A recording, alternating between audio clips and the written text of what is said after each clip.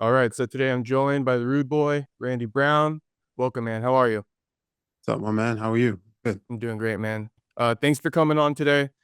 Just to kind of give a preface, we know you're coming off that loss, but it's kind of like we just talked about before coming on. It's a little bit of a sidestep. So we're going to talk about the fight a little bit, what you want to do next. But for my audience, because this is your first time coming on, just let me know about your backstory a little bit. Like you come from Jamaica, right? That's where you're born. I grew up in Jamaica, um, probably from about 1 to about 18, 17, 18. I came to America. I came to Queens, New York, Jamaica Queens to be exact.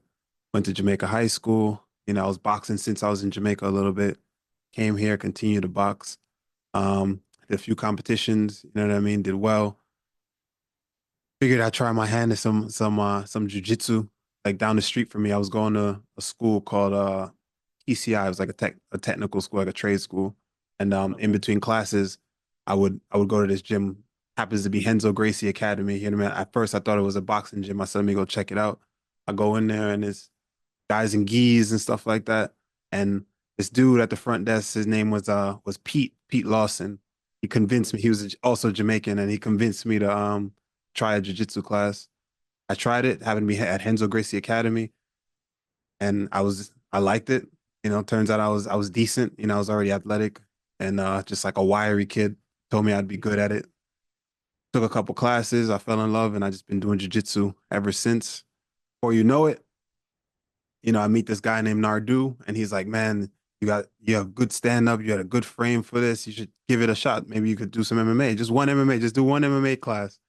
Did one MMA class, I was good at it. All right. And then, next thing you know, I'm an amateur fight, bro. And I win that fight, and rest is history. Okay. So what was your intentions, I guess, before like jujitsu or when you went into Henzo's class? Like, were you training for a hobby or like what was your intentions behind training?